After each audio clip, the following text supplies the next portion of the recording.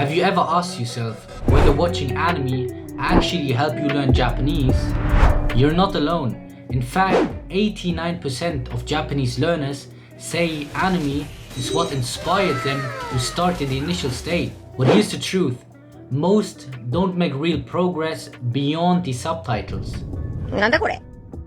So if you want to go from zero to start speaking Japanese like this, こんにちは皆さん。こちらがタリクです。私は日本語の勉強する大学生なので、このビデオには私のアニメの勉強する方法を教えていきたいなと思って、だから力を勉強してて、一緒に頑張りましょうね。じゃあよろしくお願いします。Then keep watching, because today I'm breaking down my top 5 anime proven strategies that helped me as a self-taught learner to transform anime from pure entertainment into a powerful Japanese study tool. So here's the game plan. First, I'm gonna walk you through all of the 5 strategies step by step. Then I will explain to you how to apply them by using real anime examples. And in the end, I'm gonna wrap it all up by giving you also a bonus tool which even complements your study session, make your progress way easier than before. So let's dive straight into strategy number 1. 領域展開風が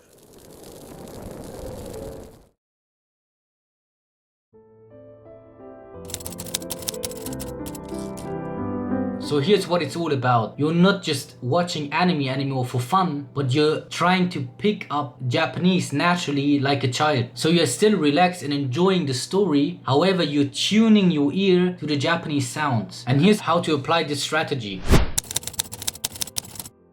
This part is key, so you need to choose an anime that you're genuinely interested in. So for example, sports, then I'd recommend to watch a boxing anime called Hajime no Ippo, or if you're into another genre, then do that instead. But the key here is to choose an anime that you are interested in order to keep your consistency ongoing and to keep showing up when it gets tricky or complicated. That's the key here.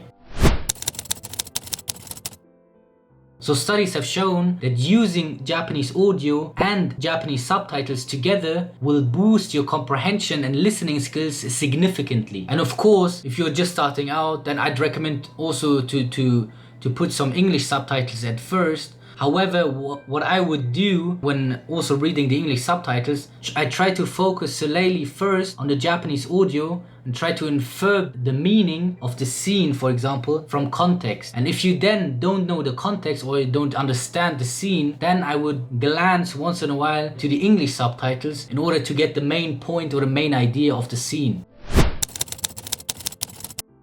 So here what we are going to do is we're going to pay attention to the characters, not just what they're saying, but how they're saying it. So in this example, 後で返さなきゃいけないとか言いませんよ。そうですよね。似合いますかね。嬉しい。 as Makunochi Ippo says, Ureshi was so emotional since he got gifted a shirt from his girlfriend, so he's so happy. So you want to picture that scene, the word ureshi, and then the translation obviously, which means happy, and then you want to also complement that picture with the scenery. So you try to picture Makunochi's happy face when he's saying ureshi. So you take all these 3 components into account and try to foster this scenery into your memory. Then it's easier for you to remember it in the future. After the episode, I want you to think back to the scene and try to remember what interesting words or interesting phrases you encountered, and then try to get the meaning from it, from the scenery, and try to picture it again as we did this step previously. And that's just a quick recall method in order to get your brain processing ongoing and try to attach all those parts, the word, the translation, and the context, to let your brain know that this kind of word and this scenery is important. So it's easier for you then again to recall it at later stages. So now we've established a solid foundation. However, if you want to push your listening skills a step further, the next strategy will be for you. So in this strategy, we want to train our ear to listen clearly and with mental acuity and sharpness. So step 1 is to listen first without any subtitles. And what we're going to do is we're going to take one short clip of a whole episode, approximately like 2 minutes, and we're going to watch this scene without any subtitles. And the idea here is to force your brain to get familiar with the intonation, the rhythm, the pronunciation of the Japanese audio. So basically we want to sharpen our listening skills. And then what we're going to do is we want to infer the meaning again from context, from visual cues, from emotional cues, from the scenery, from everything.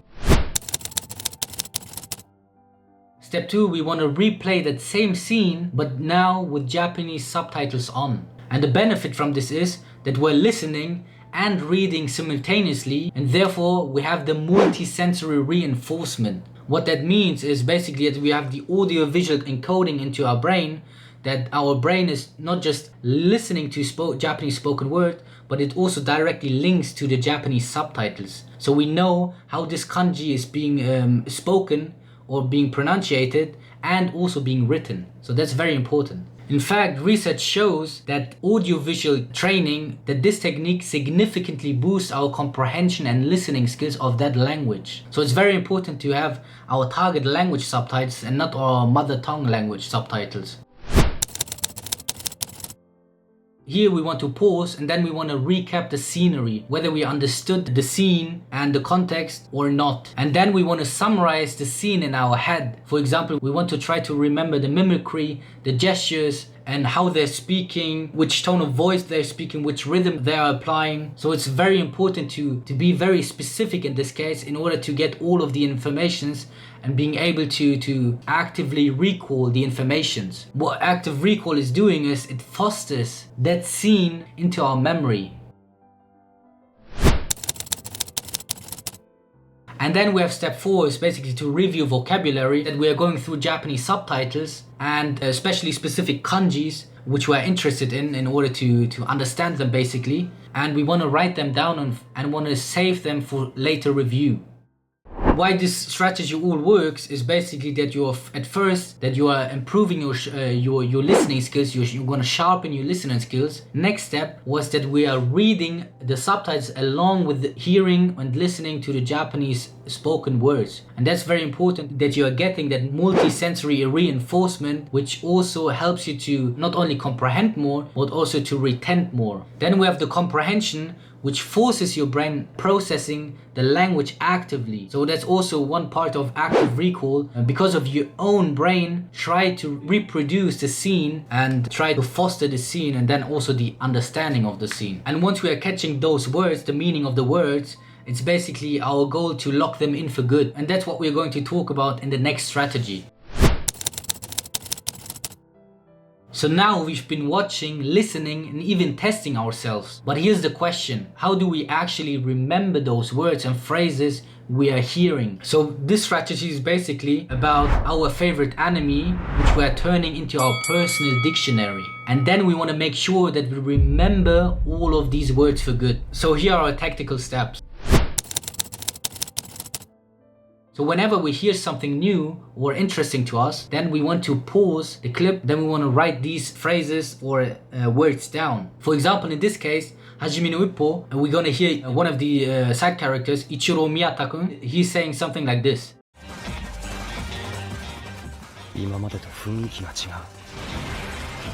So he's saying, 今までと雰囲気が違う. That's his sentence. And we want to extract 雰囲気 as a word from this sentence. And that's our word to mine. So basically to extract from the scenery into our personal dictionary. What we are going to do there is we want to write the whole sentence plus a quick context note. So basically what that means is, in this case, Ichiro Miyata-kun says, 今までと雰囲気が違う.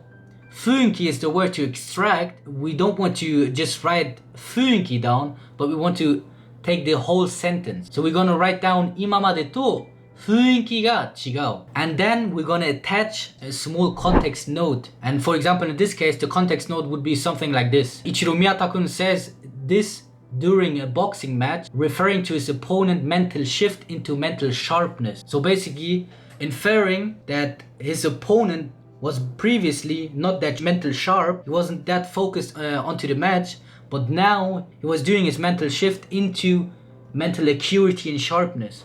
So he's more focused on the opponent, and you can feel the pressure. So you have some transition here. And that's what we are going to do. We have the Japanese sentence, the translation, and the context. And so we have those three components with what we are going to draw our picture into our brain. By doing that, we are not memorizing or we are not understanding the word isolated, and also not with the sentence, just the sentence, but the sentence, the translation, and the context. So we have the emotional component part included, and therefore it's way easier for you to remember it at later stages and also to use it at later stages. And then what we're going to do in step 3 is we want to add this sentence, the translation, and the context into one spaced repetition system. Basically using Anki. For those who aren't familiar with Anki is basically a spaced repetition system which is showing you the card before you would forget it. So it's basically your own personal vocabulary coach. And in fact, science says that studies show that active recall, like flashcards and spaced repetition, are one of the most effective ways to remember new informations long term. So it's very helpful for you to not only retain it, but also to use it then in later stages. And then we have obviously step 4 to review regularly the Anki cards, and we want to kind of establish a small habit that we are using or utilizing the Anki flashcards a little bit every day. It's better than getting exposed every day on a consistent basis instead of just having one big session each month. And the benefits of the strategy is basically that you're learning vocabulary in context. So you're not learning random words or random sentences, but you have the Japanese sentence, the translation, and the context. And by doing that actively, having actively recalled the situation and the word, there's no other possibility that you can't retain the words. And since we are linking these words to context, your understanding of the sentence and phrase will be much more meaningful and memorable, and therefore it is easier again to retain it. So now here's the question: how are we able to get these words and convey it into actually producing something and speaking confidently? So parroting means basically that you're watching a line or listening to a line and want to hear the character saying the line from the beginning till the end, and then you want to pause, and then you want to say the exact line with the same intonation and rhythm as the character said it. Basically you want to repeat after the character. And shadowing is basically that you're speaking Japanese along with the character in real time. So basically you want to sync the voice of the character. Here's how we are going to apply these two techniques into our strategy. We want to pick a short line which is clear to understand and not too fast and not too complicated. So we want to start a bit smooth in the beginning, and then when we are improving, then try to adhere our degree of difficulty. So for example, in our case, again, Hajime no Ippo, where Ichiro Miyata-kun says, "Imamade to fuunki ga chigau." That's our line, for example. And then we hear it, we pause it after the line has been spoken, and then we want to repeat again after the character. And I want to try to imitate and basically impersonate his intonation, rhythm, pronunciation. Basically want to be him in his context. So I'm in the ring, I'm boxing against my opponent, and now I'm thinking to myself, "Imamade to fuunki ga chigau." So something basic is obscure here. This guy, he's suddenly focusing so deeply. I feel the pressure. That's how you're gonna say the line. Here we want to rewind the same line again, and then we want to speak along the character in real time. And the goal here is to keep pace with the character's voice and to match the flow, like matching the pronunciation, the intonation, the rhythm, and the context, taking everything into account, and then producing the sentence. We don't want to impersonate a character which has a heavy accent, for example, like this guy here.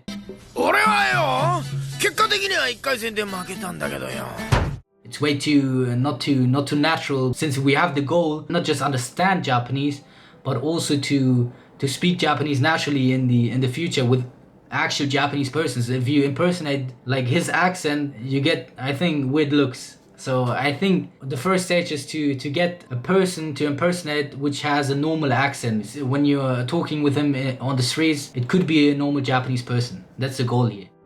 And by applying those two strategies is basically that through parroting we want to build those muscle memory that we are being able to produce the Japanese sound since we trained our facial muscles, and secondly through shadowing that we are keeping up with Japanese spoken words in real time. So we are being able to produce, we are able to produce Japanese sounds in real time. So now we have built the muscle memory. However, none of this works if we don't have the right anime to watch in the first place.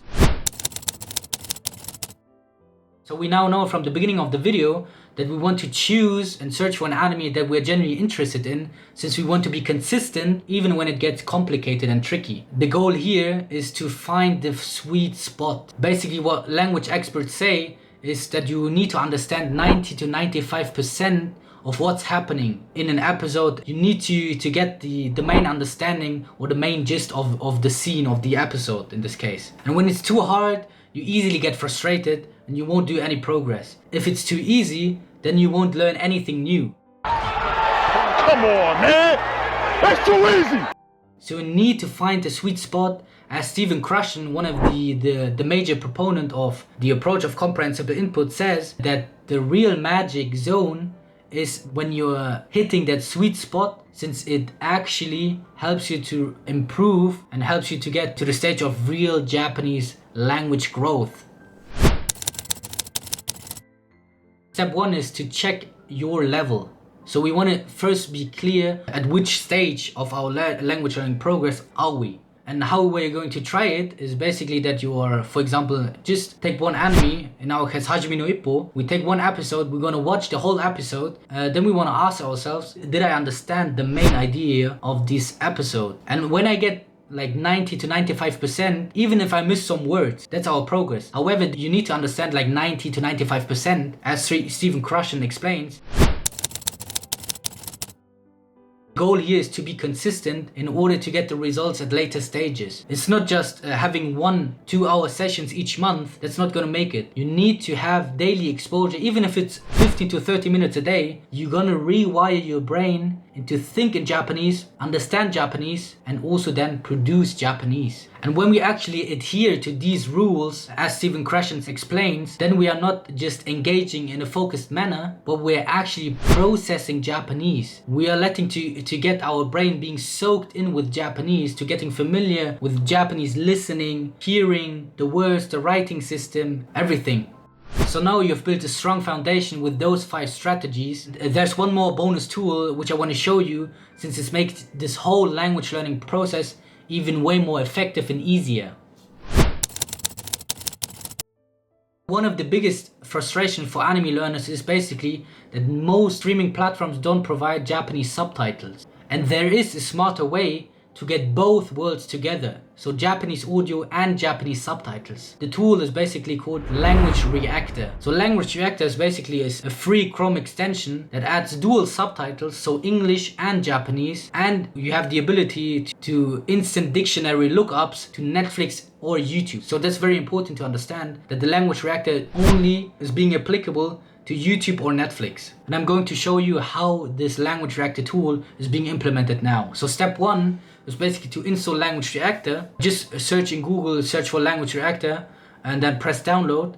And very important is that you add the Language Reactor to your extension. So it comes in very handy in the upper right corner. Step 2 is open YouTube or Netflix and then just play your favorite anime. And in step 3, I'm going to showcase you some important features. Basically, the dual subtitles, which I've shown you in the previous step, is that you see and hear the dialogue, basically perfect for linking audio and kanji. And then we have the instant translation, you being able to click on a Japanese word and see its meaning, example sentence, and even hear the pronunciation, as you can see here. And last but not least, on this right corner here, that you can automatically pause the episode after each line. And when you turn on this feature, you enable the system that it can automatically pause after each line is being spoken. If you're, for example, utilizing the speaking technique parroting, then it comes in very handy that you are turning on this feature since it always pauses after each line is being spoken. So here's what I want you to really take you from this video. You're not watching anime anymore for just fun, but you are using the anime sessions, turning them into actively study sessions. Basically, you're using anime as a study tool without even realizing it. Whether it's casual watching, intense listening, mining, extracting new vocabulary and turning them into flashcards, applying certain speaking techniques, or picking the right anime in order to stay engaged. Basically, each strategy builds on the last, and you're moving from feeling lost to feeling like, I get the gist of taking advantage of my anime sessions and being fully control of my Japanese language journey. So I'm actually listening to anime and actually understand and making progress in my Japanese learning. I understand more, I speak better, I speak more confidently, I retain more, and I'm more happy since I'm doing progress. And remember how we started, not being able to sense the progress into our anime sessions. So well, now you know how to apply the right and proper strategies in order to make your pure entertainment anime sessions and turn them into real Japanese learning progress. You're still having fun, you just pay more attention to it and apply a little bit of techniques, and now you're ending up speaking and improving way better than before, and that's the goal of this video. However, keep in mind, keep it consistent, keep it fun, and keep it just a little beyond your comfort zone where real Japanese language growth happens. And if you want to dive even deeper, then I'd recommend you to watch my last video, The Most Efficient Approach in Learning Japanese in 2025. It's basically about comprehensible input, what we have touched here, but on a more broader spectrum. With that being said, thanks so much for watching. I'll see you in the next one.